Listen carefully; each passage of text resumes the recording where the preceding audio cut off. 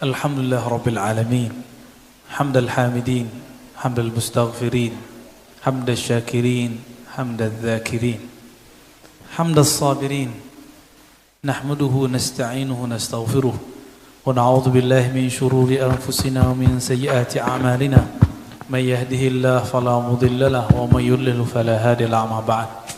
Allahumma akhrijna min zulumatil wahmi wal jahli ilal ma'rifati wal ilmi. Amin ya rabbal alamin. Bapak, Ibu, Saudara, Ikhwan, Akhwat Fillah, temanya agak sensitif, khilafah ya. Ini yang genit Ustadz Alnof itu ya. Itu yang nyariin judul beliau tuh. Al-khilafah ya. Fi nazarati sunnah an-nabawiyah. Kira-kira begitu. Khilafah menurut sunnah Nabi sallallahu alaihi wasallam. Sebelum masuk ke sunnah, kita coba lihat di dalam Al-Quran. Karena hari ini khilafah itu dibahas oleh orang-orang pergerakan, baik pergerakan anak muda ataupun yang sudah tua. Baik gerakan-gerakan tradisional ataupun modern, semuanya menginginkan khilafah. Namun beda-beda penerjemahan. Khilafah Hizbut Tahrir sudah beda konsepnya dengan khilafah Ikhwanul Muslimin. Khilafah Jamaah Tabligh sudah beda konsepnya dengan HT, Hizbut Tahrir. Lalu khilafah yang mana yang kita bahas ini? Nah, kita coba lihat. Kita kembali ke sunnah Nabi, kita kembali ke Al-Quran. Kata khilafah itu dari kata khalafa, yakhlufu. Bisa khalafan atau khilafatan ya. Artinya adalah pergantian. Jadi khalifah berarti pengganti ya. Maka kalau disebut khalifah artinya orang yang menggantikan pemimpin sebelumnya.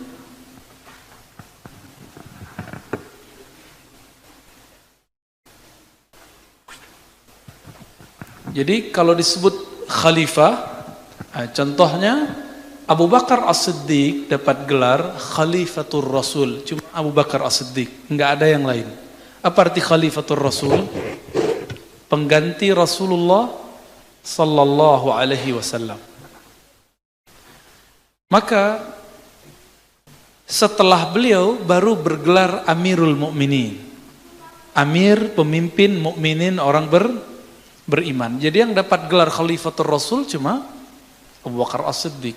Tetapi Nabi SAW dalam beberapa hadis yang sahih, ada di Sunan Tirmizi, juga ada semaknanya dalam Sahih Bukhari, tapi yang kita pakai sekarang yang Sunan Tirmizi dan Musnad Ahmad. Imam Tirmizi mengatakan bahwa Nabi SAW bersabda, Al-khilafatu min ba'di salasuna sanah, summa yakunu mulkan. Kekhalifahan setelahku, maksudnya kekhalifahan yang mengikuti sunnahku. Ini yang disebut al-khilafah ala minhajin nubuwah. Khilafah sesuai dengan manhaj kenabian. Itu berapa tahun? Salasuna sanah, 30 tahun. Itu Nabi sudah kabari. Oleh karena itu, kita hitung dari zaman Abu Bakar sampai ke Khalifah Ali, dan jumlahnya emang 30 tahun ya. Jumlahnya 30 tahun.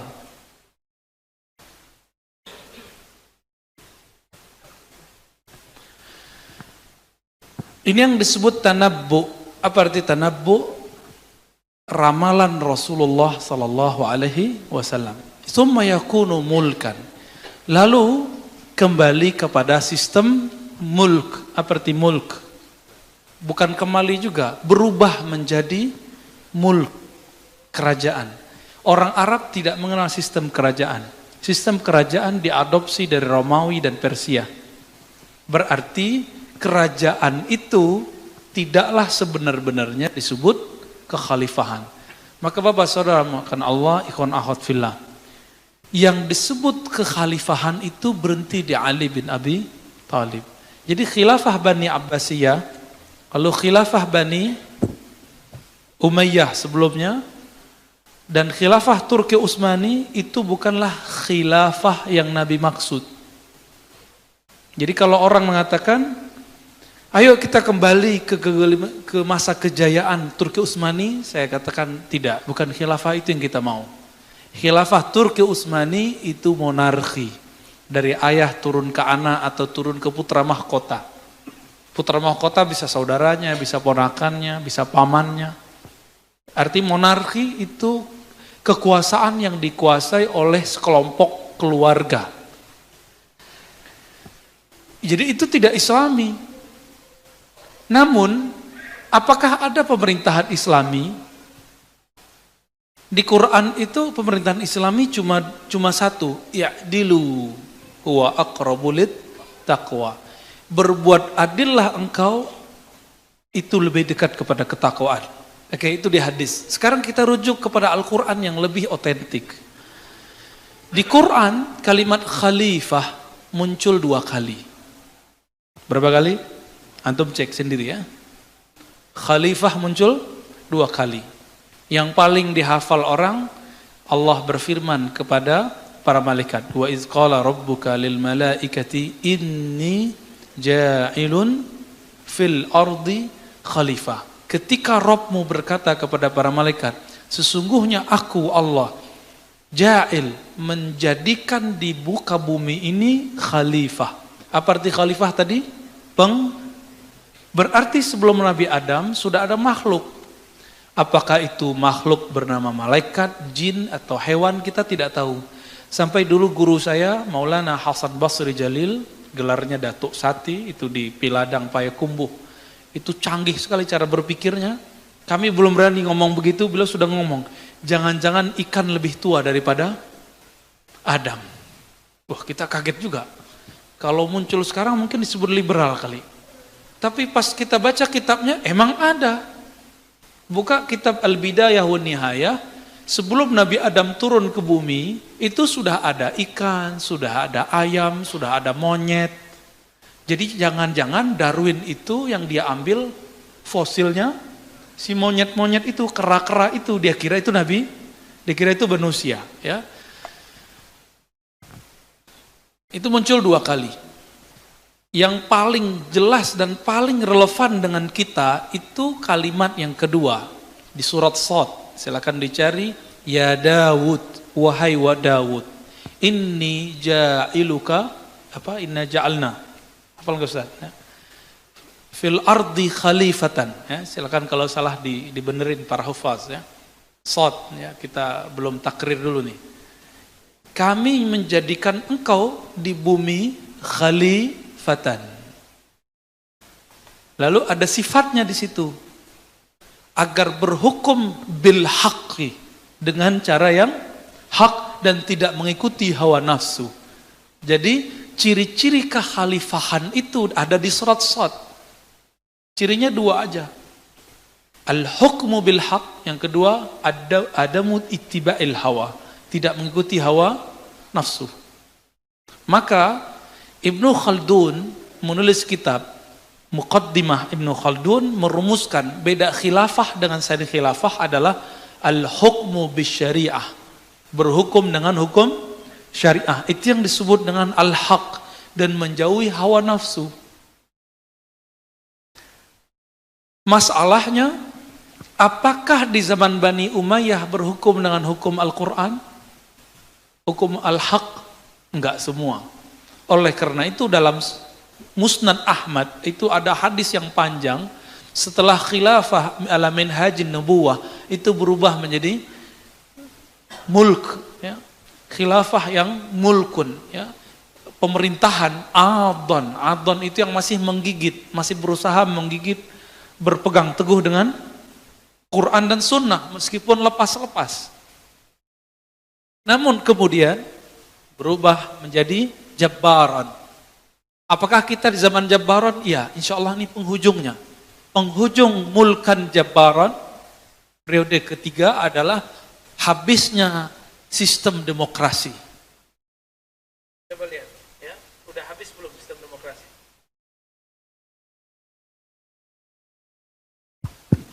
Ya, Sistem demokrasi, ya, tadi kita salah sebut kali ya, habisnya sistem monarki. Habisnya sistem, karena monarki itu yang Nabi katakan, summa yakunu mulkan. Lalu setelah khilafah, terjadilah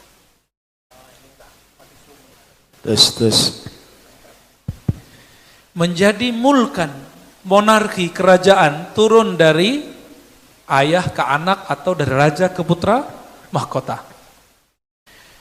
Oleh karena itu, saya mau ngajak kita berpikir serius. Imam Mahdi itu kata Nabi siapa? Ismuhu ka ismi, namanya seperti namaku, nama ayahnya seperti nama ayahku. Dia akan mengembalikan minhaj nubuwah. Nabi Muhammad itu menurunkan kekhalifahan dari dirinya ke keluarga atau bukan? Abu Bakar keluarga Nabi bukan? Bukan. Mirip demokrasi enggak? Coba cek. Demokrasi siapa bisa jadi siapa? Mirip enggak? Maka jangan-jangan khilafah masa depan itu sistemnya demokrasi. Karena khilafah pernah menjadi sistem monarki, yang belum pernah sistem demokrasi. Jadi, saudara yang melakukan Allah, kita selama ini mengira, oh demokrasi dari Yunani. Monarki juga dari Romawi. Sistem Turki Utsmani itu dari Romawi. Sistem yang ada di Bani Umayyah dan Abbasiyah itu sistem Yunani dan Persia. Diadopsi oleh pemerintahan-pemerintahan di zaman itu. Itu yang kita sebut khilafah. Maka tanda khilafah Jabbaron itu akan berakhir. Jabbaron artinya apa? Jabbar, Jabrun. Apa arti Jabrun? Orang yang memerintah sesuka hatinya, merubah sesuka dirinya. Maka jangan-jangan ini adalah akhirnya. Sekarang yang masih menggunakan sistem monarki berapa negara? Saudi. Ya. Yang gak ada Perdana Menterinya. Kalau ada kerajaan udah pakai Perdana Menteri, itu sudah berakhir monarkinya. Walaupun masih ada raja simbolis. Mana? Yang murni, rajanya plus kepala negara, plus kepala pemerintahan. Saudi nggak ada pemerintahan seperti kita, nggak ada partai, nggak ada nyalon, nggak ada, ya. Siapa lagi? Yordan ada Perdana Menteri nggak? Coba cek lagi.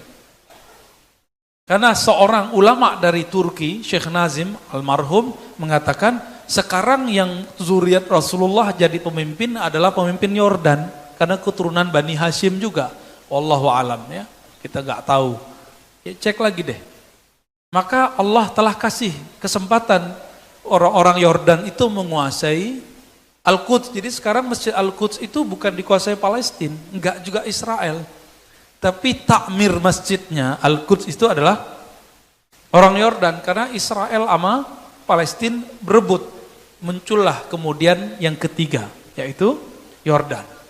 Silakan dicek sejarahnya.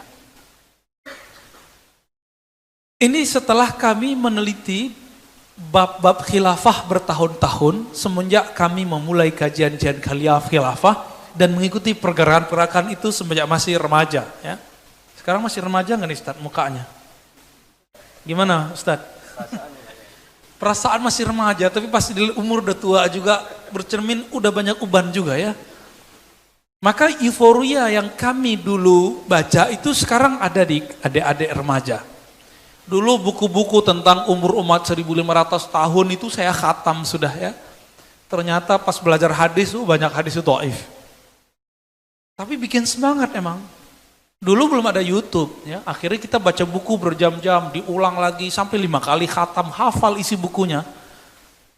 Sampai-sampai saya buat liko-liko, halakoh-halakoh sekedar untuk menceritakan Imam Mahdi, kehancuran ini, kehancuran itu.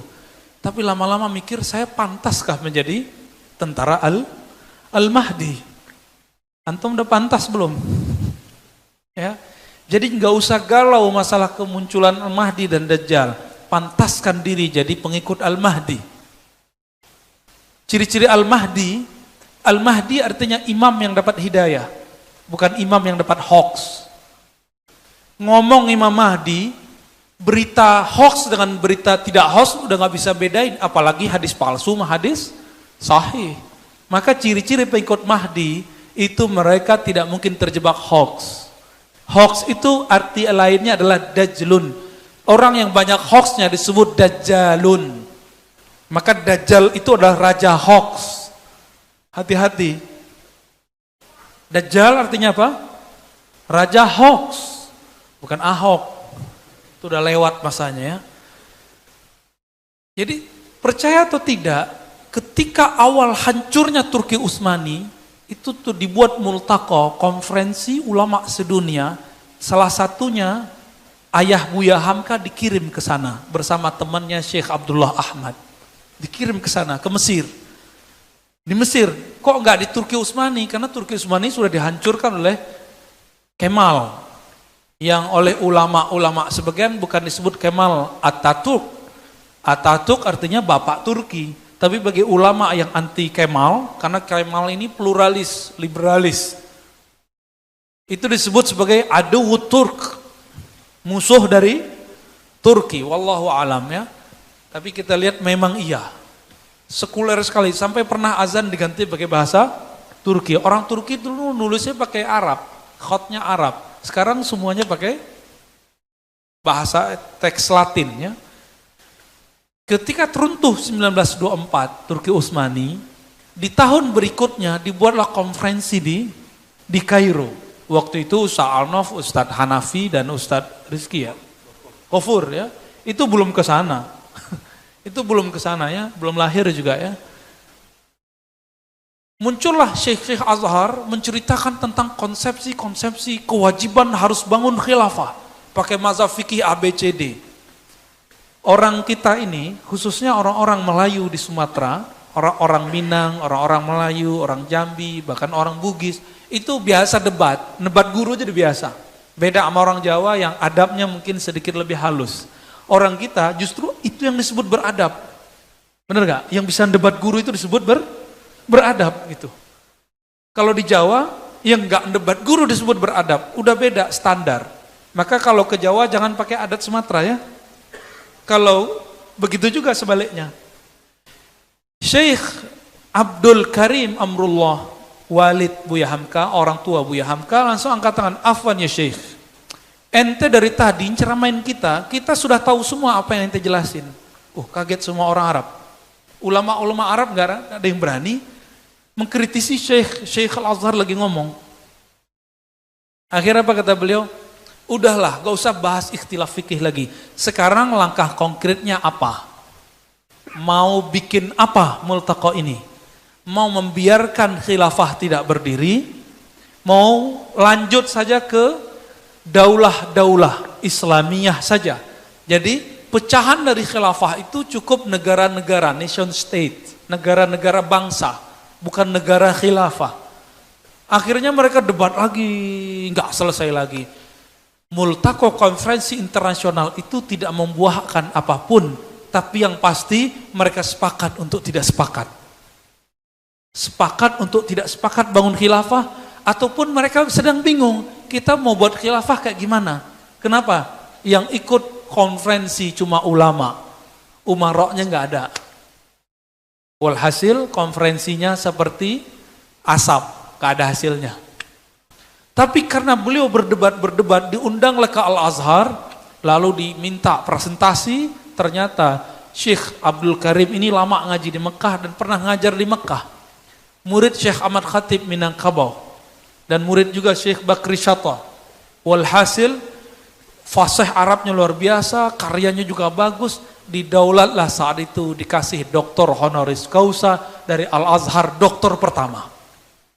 Ketika beliau pulang, beliau tidak pernah menyuarakan ayo bangun khilafah seperti khilafah Turki Utsmani. Nggak bisa lagi sudah. Lalu gimana? Kita lanjutkan negara ini dengan negara yang Islami. Maka mereka berjuang. Anaknya Buya Syekh Abdul Karim yang namanya Hamka berjuang di Masyumi.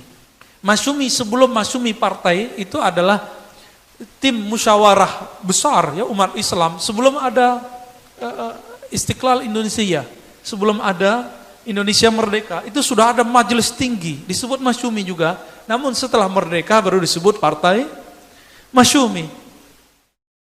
Ketika Piagam Jakarta berapa orang muslimnya? 8 muslim, 1 non muslim.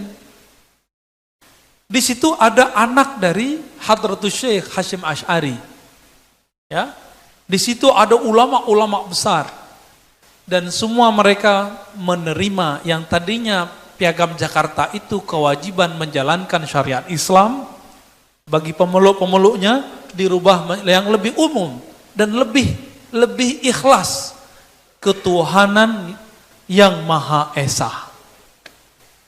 Kenapa diganti seperti itu? Karena kalau tidak diganti, ketuhanan dengan menjalankan syariat Islam itu terbagi kepada ada mazhab fikih, ada mazhab akidah, ada mazhab tasawuf. Di fikih ada 4 mazhab. Nanti bisa bingung, bisa perang lagi. Pakai mazhab apa di Indonesia? Maka dibuat lebih umum, ketuhanan yang Maha Esa. Maka Bapak saudarakan Allah, kita sebagai orang Islam perlu menyadari sejarah ini. Ini sejarah, kita tanya guru-guru kita, ternyata mereka mengatakan, hazihi hadiyatuna li ummah al-Indonesia, li ra'iyah Indonesia. Ini adalah hadiah guru-guru kita, orang-orang ulama-ulama besar untuk orang Indonesia. Diganti kalimat pertama itu menjadi ketuhanan yang Maha Esa. Sama enggak dengan Qul Huwallahu Ahad? Mirip? Sama enggak? Sama sebenarnya. Cuma nanti, itulah diperdebatkan penafsirannya. Bapak saramakan Allah, kembali kepada khilafah. Jadi kehancuran khilafah yang Jabbaron tahun berapa? 1924. Tapi kemudian bertahan monarki-monarki itu dalam negara-negara monarki. Itulah cara Allah sekarang menjaga Mekah. Mekah itu monarki enggak? Ya, pusatnya di mana? Monarkinya mereka. Riyadh. Ya, sistemnya sudah sistem monarki. Dari ayah, siapa sekarang? Salman, dia sudah angkat putra mahkota, siapa? Muhammad Salman. Dulu dipuja-puja, cuma karena beda sama pergerakan Islam yang ono, kemudian dihujat-hujat Muhammad bin Salman. Hati-hati, belum tentu dia seperti yang kita bayangkan.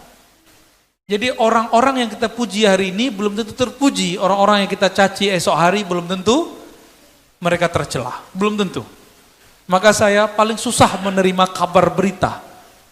Susah sekali percaya.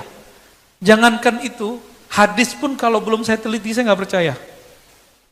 Apalagi kabar burung. Bapak sallallahu alaihi fillah. Jadi ketika Nabi mengatakan al-khilafatu min ba'di 30 sana.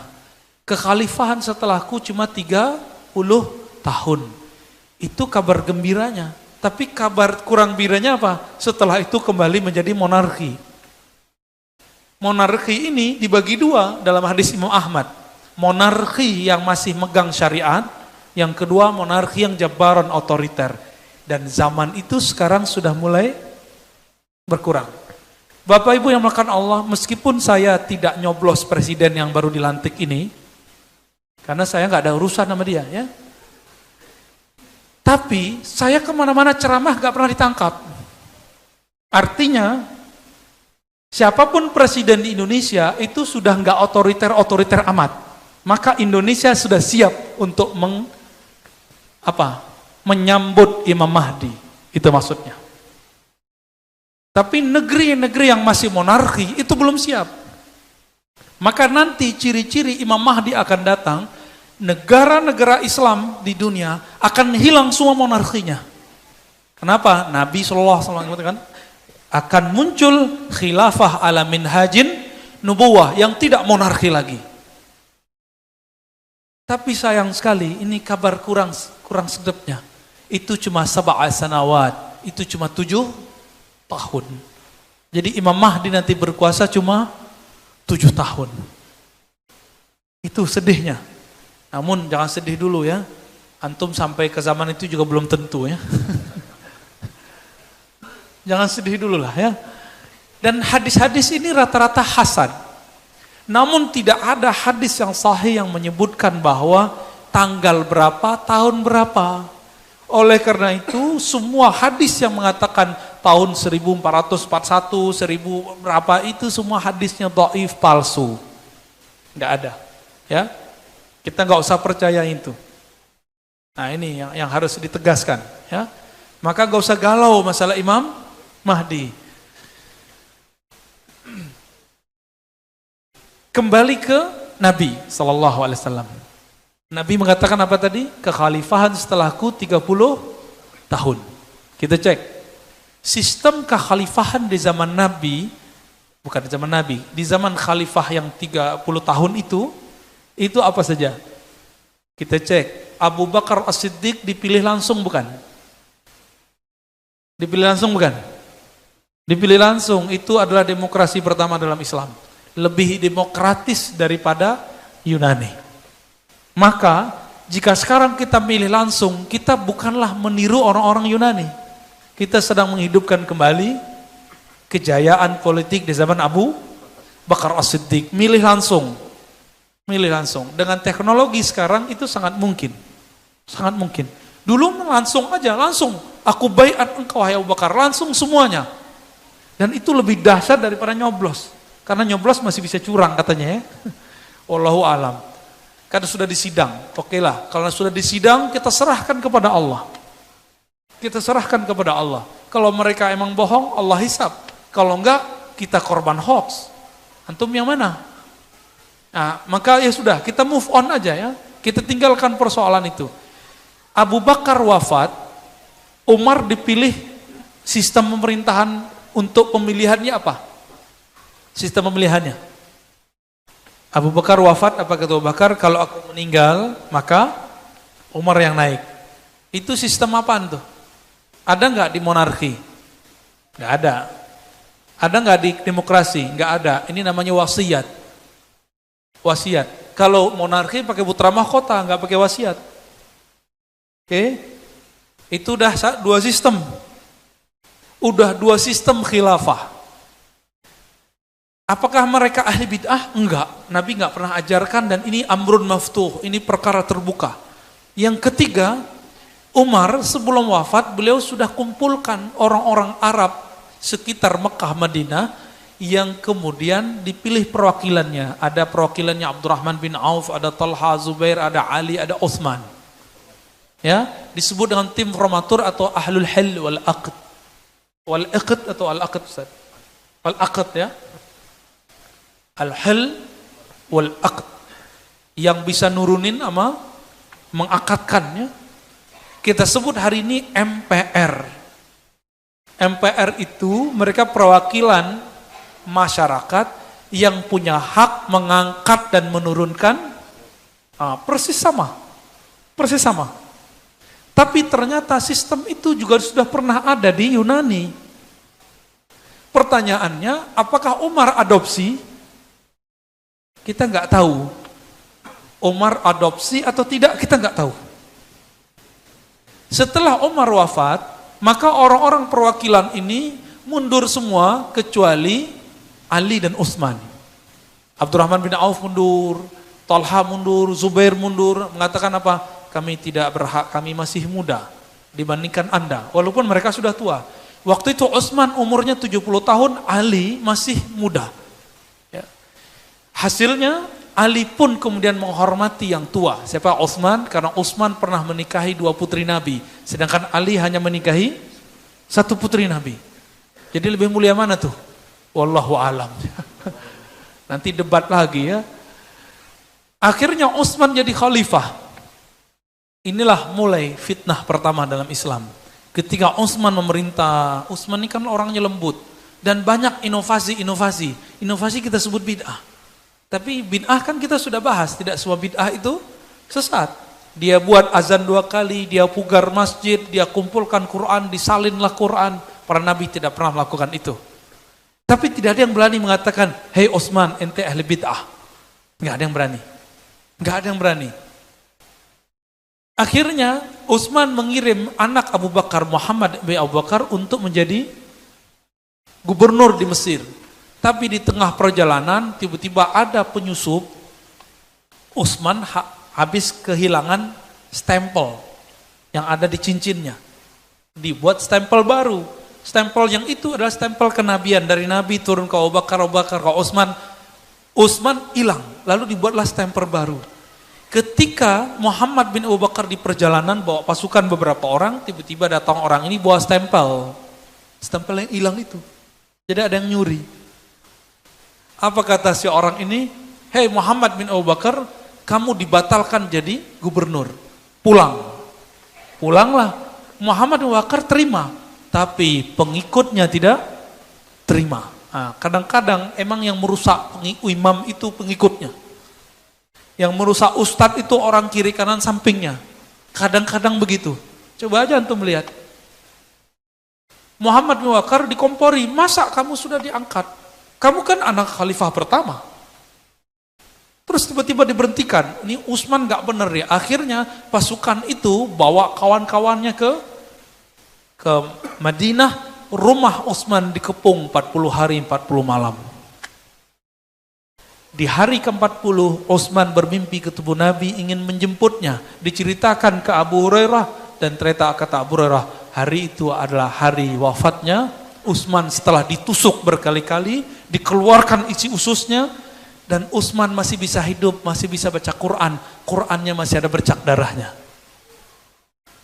Itu Quran cuma disalin dulu 6 eksemplar, 6 buah. Sekarang Quran kita udah di mana-mana ya, bahkan ada di Android. Bapak saudara Allah, maka perpindahan Utsman ke Ali mirip dengan Umar ke Utsman, mati dulu. Tapi matinya dibunuh. Umar dibunuh, Utsman dibunuh. Saya tanya, pembunuhan khalifah itu bagian dari ajaran khilafah enggak? Enggak kan? Enggak masuk. Itu enggak masuk. Jadi biar kita ganti khalifah, bunuh dulu dia, enggak masuk. Ya. Maka dulu ada Syekh Ali Abdul Razik. Itu dia enggak mau kembali ke kekhalifahan. Karena mengatakan apa? Jangankan kalian, sahabat Nabi pun berdarah-darah ketika mempertahankan kekhalifahan. Akhirnya beliau dicopot dari gelar keulamaannya. Karena nggak mau kembali kepada kekhalifahan. Ya. Akhirnya Utsman wafat, yang tersisa dari Ahlul Halli wal Aqdi siapa? Ali bin Abi Thalib. Maka Talha Zubair yang merupakan pengikut Utsman langsung baiat. Tapi sedihnya, itu Utsman dibunuh kapan? Utsman dibunuh di musim haji bulan Zulhijjah. Musim haji bulan Zulhijjah. Bolehkah bunuh orang di musim haji? Musim haji itu disebut bulan haram. Maka pembunuh Utsman laknatullah alaih. Allah laknat dia. Ya, dalam kitab-kitab ditulis laknatullah alaih ya. Saya jarang-jarang menggunakan kalimat ini ya. Seram juga kalimat laknat itu, kalau merinding juga ya. Telinga kita agak aneh rasanya dengar. Tapi begitu ulama-ulama menulis, Ibnu Katsir menulis laknatullah alaih. Akhirnya Talha Zubair mengejar kudanya supaya cepat sampai ke Mekah. Ternyata temannya Utsman dalam pemerintahan yang menjadi, kalau kita sekarang Dewan Pertimbangan Presidennya adalah Sayyidatuna Aisyah. Talha Zubair, Utsman itu satu kelompok, satu fraksi. Dia kejar, ingin melaporkan bahwa Utsman sudah wafat dan sekarang yang naik adalah Ali bin Abi Thalib. Dan yang sedang haji umrah itu semuanya gubernur-gubernur yang diangkat oleh Utsman dan Umar sebelumnya, kecuali 2 gubernur. Gubernur Damaskus, Muawiyah, dan gubernur Basrah, yaitu Abu Musa al-Ash'ari. Sama-sama sahabat Nabi, tapi lebih tua Abu Musa al-Ash'ari. Akhirnya sampailah Talhah dan Zubair di Mekah. Membawa kabar itu semuanya sedih. Kenapa? Gubernur ini kan kehilangan induknya. Kenapa? Khalifahnya yang mengangkatnya yaitu Utsman sudah meninggal. Artinya mereka juga dicopot oleh Ali. Mereka dicopot semua oleh Ali. Namun hoax mulai berkembang. Bayangkan betapa bahayanya hoax ini. Karena hoax itu adalah tentara-tentara Dajjal. Apa hoaxnya? Yang bunuh Utsman itu adalah Ali dan teman-temannya. Ali adalah otak provokator yang menggerakkan kematian pembunuhan Utsman. Aisyah mendengar itu langsung marah. Apa kata Thalha Zubair? In qatalti qatalna. Jika engkau berperang, kami berperang wahai ibunda Aisyah. Akhirnya Aisyah bawa pasukan yang disebut pasukan Jamal. Apa arti Jamal? Jamal, bukan Jamal ya. Camel. Apa artinya? Onta. Dibawalah, karena Aisyah itu harus pakai tutup muka, supaya tidak terbuka, maka diambillah onta yang punya 2 punuk, lalu dibuat kemah di atasnya. Yang memimpin perang saat itu pertama kali dalam Islam perempuan, tapi tidak bisa ngelihat ke depan secara leluasa. Maka Ibnu Umar teringat, wah saya teringat sebuah hadis, la yufliha qaumun, ya, tidaklah sukses satu kaum yang memimpin mereka seorang walla amrahum imra'atun, yang memimpin mereka adalah seorang perempuan. Itu Nabi lagi ngomong tentang orang Persia yang dipimpin oleh putri kecil. Kata Ibnu Umar, jangan-jangan mirip nih. Tapi Ibnu Umar sudah punya firasat, ini pasti kalah. Ibnu Umar waktu itu masih golput. Jadi gerakan golput itu emang sudah ada, tapi nggak banyak. Sampai di Madinah apa yang terjadi? Orang-orang Aisyah mengirim ke diplomat, utusan ke Ali. Terjadi dialog-dialog dan gak selesai. Kata orang Aisyah, yang bunuh nih kalian. Yang bunuh Utsman, kalian. Kami nuntut, beri kami kesempatan untuk menghukum, atau Anda hukum pembunuh Utsman. Atau jangan-jangan Ali sendiri bunuh Utsman. Apa kata Ali? Ali cuma jawab, lastu biqatilihi. Aku bukan yang membunuhnya. Tapi Ali tidak mendatangkan bukti. Akhirnya orang-orang Aisyah kemudian marah. Sampai jam 5 sore, sampai jam 6 sore, perdebatan belum selesai. Makanya demo kalau sudah lewat jam 5, pasti chaos. Itu sejarahnya sudah jelas. Ini sejarahnya sudah jelas. Kira-kira tahun 37 ini ya, 37 Hijriah. Kita sudah membaca ini, maka antum, siapa yang aktivis demo, tolong pulang sebelum jam 5. Kalau enggak kejadian lagi seperti zaman Aisyah dan Ali. Di saat itu panglimanya Aisyah adalah Thalha Zubair. Thalha Zubair Ali dijamin masuk surga. Dijamin masuk, disebut 10 orang yang dijamin masuk surga. Ali, Thalha, Zubair. Thalha nomor 5, Zubair nomor 6. Ini masuk surga, ini masuk surga, tapi beda 01 sama 02. Ya kan? Yang memerintah saat itu siapa? Ali, 01. 02-nya siapa? Aisyah. Ada 2 orang dijamin masuk surga di kalangan Aisyah. Siapa? Thalha dan Zubair. Ada beberapa orang dijamin masuk surga di kalangan Ali. Perang mereka dalam masalah politik. Nah ini penting kita garis bawahi, bahwa jaminan masuk surga tidak membuat orang sama dalam bab politik. Ini antum percaya atau tidak? Percaya atau tidak? Ini buktinya. Terbenam matahari, tiba-tiba ada penyusup provokator. Saya curiga itu adalah orang yang disusupi oleh Abdullah bin Sabah. Karena Abdullah bin Sabah itu dulu orang yang ingin memprovokasi Utsman, tapi Utsman usir. Lalu dia mendekati Ali, tapi Ali karena terbuka diterima aja. Akhirnya Thalha dibunuh. Aisyah mendengar Thalha dibunuh, gimana? Kalau kita lagi rame demo, ada yang teriak, perang, satu aja yang teriak, oh itu bisa ramai itu. Bisa semuanya bunuh-bunuhan. Ini yang disebut provokator. Ada satu lempar batu, semuanya ngambil batu, udah jempal jamroh aja ya. Allahu Akbar, sana juga Allahu Akbar. Terjadilah bunuh-membunuh dan wafatlah sekitar 5.000-an orang.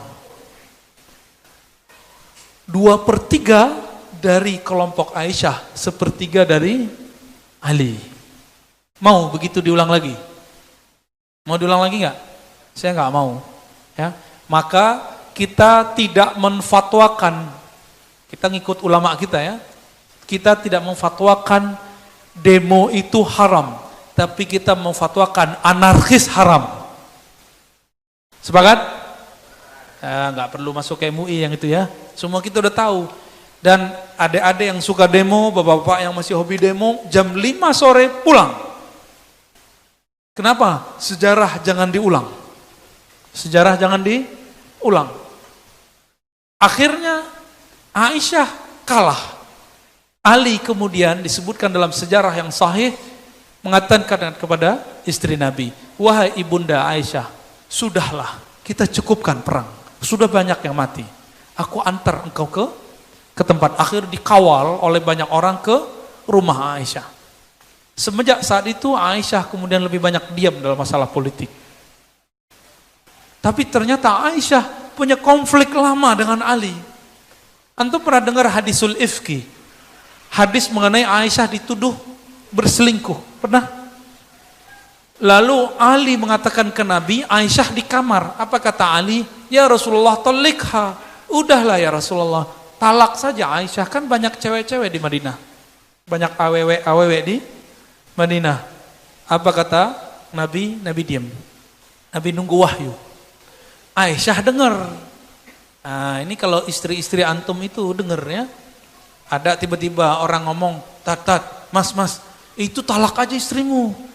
Istri antum dengar tuh orang yang ngomong, pasti dia benci sama orang itu. Atau minimal ada luka.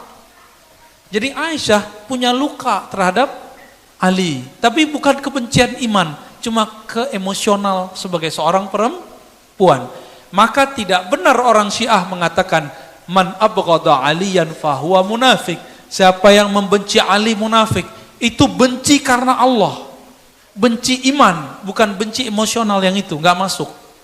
Ya, saya pernah debat sama orang Syiah dalam bab ini. Insyaallah besok pagi kita bahas ya tentang Syiah. Maka kemudian selesai masalah itu, Ali berangkat ke Irak, pergi ke Siffin, di situ mau berperang dengan Muawiyah, orang yang setia kepada Utsman, yang masih percaya dengan kabar burung bahwa Ali lah pembunuh Utsman. Hoax lagi nggak? Jadi sahabat Nabi dijamin masuk surga aja kena hoax, apalagi yang muka-mukanya belum tentu masuk surga ini ya. Itu WA-nya isinya hoax ya. Sampai berkokok itu hoaxnya. Jadi mereka pun kena hoax. Apa kata Muawiyah? Ali pembunuh berdarah dingin. Apa kata Ali? Muawiyah pembelot. Udah nggak ketemu, peranglah mereka di Siffin. Akhirnya kalah Muawiyah, tapi Muawiyah nggak mau kalah. Dia angkatlah mushaf. Dia ingat bahwa Ali itu paling takut dengan simbol. Takut dengan simbol Quran, simbol-simbol la ilaha illallah, takut.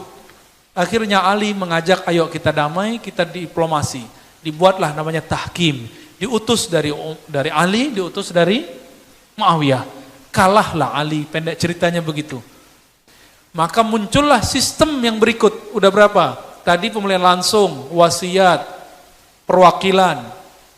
Terus dari Ali ke Muawiyah, sistemnya apa? Tahkim, arbitrase, diplomasi. Udah berapa sistem? 4 atau 5? Pemilihan langsung, wasiat, perwakilan, diplomasi atau arbitrase. Udah 4. Berarti sudah 4 sistem pemerintahan. Lalu Ali mau turun tapi transisi dulu. Yang memerintah saat itu PLT-nya, pejabat sementaranya adalah Hasan bin Ali. Yang Nabi sudah ramalkan akan yuslih baina ta'ifatain. Yang akan mendamaikan antara kelompok simpatisan Ali dengan simpatisan Muawiyah. Selamat sudah. Berarti sudah berapa? Udah 5. Lalu Muawiyah naik. Muawiyah meninggal, dia angkat sebelumnya putra mahkota siapa? Yazid. Muncullah yang ke-6. Itulah yang disebut pas 40 tahun dari Ali itu berhenti. Pas 40 tahun. Maka Nabi kita mengatakan khilafah yang mengikuti khilafahku 30 tahun, lalu setelahnya kembali menjadi monarki. Sampai 1924 kemarin berhenti monarki. Maka sekarang adalah masa untuk menyongsong kehancuran masa-masa otoriter. Jadi kita siap-siap. Kita siap-siap. Namun jangan galau. Hidupkan sunnah Nabi. Menjadi orang-orang yang mengkaji hadis bersanad, akidah bersanad, fikih bersanad. Insya Allah nanti kita pantas menjadi tentara-tentara Al-Mahdi. Tentara Al-Mahdi itu nggak mesti nanti menghancurkan negara Indonesia ini. Karena nanti, antum coba lihat, khilafah Turki Utsmani itu bukan berarti itu satu negara besar, enggak. Khilafah Turki Utsmani membawahi sekian kerajaan-kerajaan, ada ratusan kerajaan Islam, kecil-kecil, termasuk Samudra Pasai, Malaka, termasuk kerajaan Siak, kerajaan Pargaruyung, sampai ke Jawa sana. Semuanya mengatakan kan kami di bawah Turki Utsmani. Jadi nanti negara-negara kita ini kan sedang proses islamisasi. Gak usah khawatir, kita sudah nikah pakai ala Islam. Iya kan? Apalagi, pergi haji, siapa yang jamin? Negara. Kalau di negara lain enggak, haji kita paling murah sedunia Pak. Paham enggak? Jadi walaupun siapapun presidennya, haji kita paling murah sedunia. Paling murah. Di luar sana, haji itu mahal, karena ngurusnya sendiri. Negara ini sudah mulai sangat islami. Maka saya sudah dikabarkan banyak guru-guru kita, yang ahli kolbu dan ahli sejarah dan ahli hadis. Kata mereka, semoga bahkan bukan semoga lagi, insya Allah kebangkitan Mahdi dimulai dari sini. Amin. Ya, tapi berat juga nanti ya. Tapi Imam Mahdinya belum tentu tinggal di sini. Imam Mahdi pertahanan terakhirnya di Haramain, di Madinah. Karena Madinah itu dijaga oleh malaikat-malaikat. Maksudnya apa? Supaya negeri ini dijaga oleh Allah. Jadikan negeri ini beramal seperti amal ulama Madinah. Itu maksudnya. Hidupkan sunnah Nabi Sallallahu Alaihi. Sunnahnya bersanad, bukan sunnahnya berklaim. Ya, klaim doang, nggak ada. Harus buktikan sanadnya. Sehingga nanti kalau Imam Mahdi ditanya, mana bukti kamu ikut Imam Muslim, ikut Bukhari, kita tunjukin sanadnya. Baru betul ya, karena Imam Mahdi itu menggabungkan semua mazhab, semua manhaj, semua aliran ada di tangan beliau. Ada di tangan beliau, ya. Udah panjang sekali ceritanya nih. Saya sudah lama nggak cerita ini ya, saya pendam-pendam cerita ini ya. Dan khilafah yang akan nanti muncul, ini kabar gembiranya. Jadi mohon maaf, saya sedikit beda dengan kawan-kawan saya di luar sana. Bagi saya demokrasi itu adalah cara Allah untuk umat Islam menyongsong kemunculan Imam Mahdi. Karena kalau monarki nggak mungkin Imam Mahdi muncul. Kalau pakai monarki, Imam Mahdi nggak pernah diangkat menjadi putra mahkota. Tapi kalau pakai demokrasi, siapapun bisa jadi siapa. Imam Mahdi ini nanti popularitasnya akan berkembang. Baru kemudian khilafah ala minhajin nubuwah itu muncul. Dan itu tidak mungkin kecuali kepada orang yang berakidahnya sahih. Semoga kita termasuk tentara-tentaranya. Tentaranya Mahdi bukan bawa senjata dan panah dan berkuda saja, tapi juga masalah ekonomi, masalah militer, masalah pendidikan, semuanya. Seperti Rasulullah SAW membangun tentaranya di Madinah. Ada tentaranya yang bergerak di bidang pendidikan, ada yang di bidang penginapan, ada yang di bidang militer, ada yang di bidang kuda, ada yang panah. Di masa Rasulullah betul. Dulu teknologinya cuma pakai panah. Maka pengikut Mahdi nanti harus menguasai juga senjata-senjata modern. Meskipun nanti semuanya hancur kembali ke masa manual. Itu nanti pikirnya. Ya. Namun ingat, jangan untuk gerakan terorisme. Imam Mahdi tidak meridhoi orang-orang pelaku terorisme.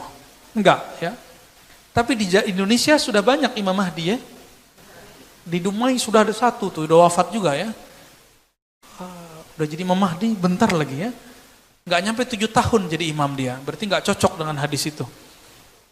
Thayyib. Bapak saudara Allah, nah inilah pandangan lain setelah membaca Al-Quran, Sunnah, dan beberapa sejarah-sejarah mengenai khilafah. Alhamdulillah untuk berbicara ini, saya sudah menyiapkan bertahun-tahun lalu dengan membaca Al-Bidayah wa Nihayah 14 jilid, karya Imam Ibnu Katsir, dan kitab Imam Asyuti tentang khilafah, dan kitab-kitab ulama lainnya. Sehingga kalau ada orang ngaku di luar sana, aku paling mengerti khilafah, tunggu dulu, ente sudah baca belum Al-Bidayah wan Nihayah? Sudah baca belum khilafahnya Imam Syuuti?